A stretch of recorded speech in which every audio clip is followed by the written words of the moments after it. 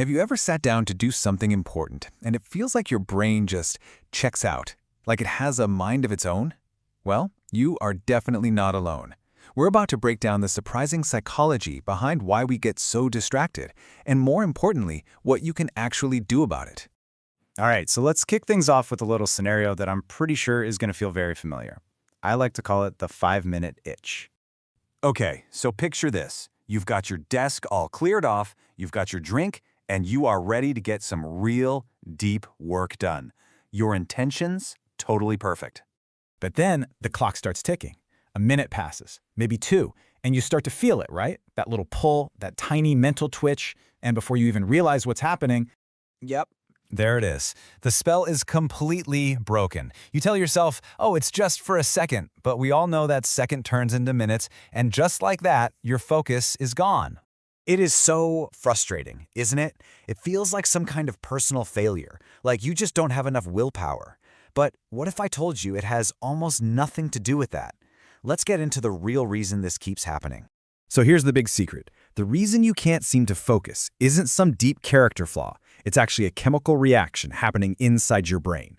And this is absolutely crucial. Your ability to concentrate is not a measure of how smart you are. It's not about having some kind of superhuman self-discipline. Let's just toss that whole idea out the window right now. It all comes down to this one super powerful neurotransmitter, dopamine. You can think of it as the chemical of desire and motivation, and understanding how it works is the key to unlocking your own attention. So how does this one chemical trick our brains into ditching our most important work? Well, you can think of it as a hijacking. Your brain's natural reward system is being cleverly manipulated.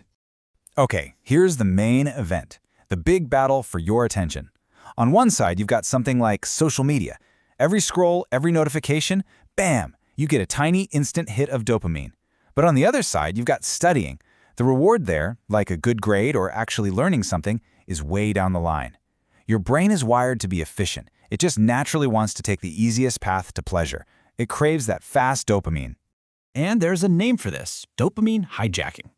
Our modern world, with all its apps and notifications, has basically trained our brains to expect and crave that immediate reward. This process literally rewires our motivational circuits, making it physically harder to do things that take a long time. And the result is pretty direct and simple.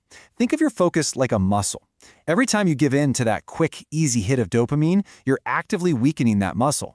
You're training your brain to have a shorter and shorter attention span. Okay, so that's the science behind the problem. Kind of grim, right? But we're not just here to understand it. We're here to fix it. Let's dive into a simple, actionable playbook for taking back control.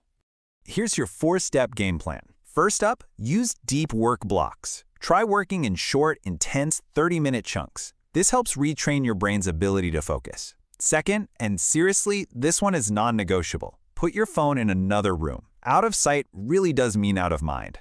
Third, work first, play later. Get your studying done before you give yourself the reward of entertainment. And finally, number 4, get proper sleep. This isn't just a suggestion. It's when your brain literally resets its chemical balance. And all of this brings us to the most important takeaway, the biggest mindset shift you need to make if you want to win this battle for your attention. This is the idea I want you to remember. Focus is not something you're born with or without. It is a trained skill, just like a muscle. The more you practice it with those steps we just talked about, the stronger it's going to get. You have the power to build it from the ground up. So really, it all boils down to this.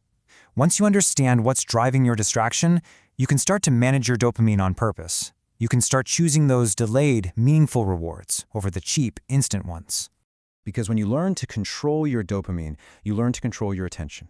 And your attention, at the end of the day, is what shapes the entire quality and direction of your life.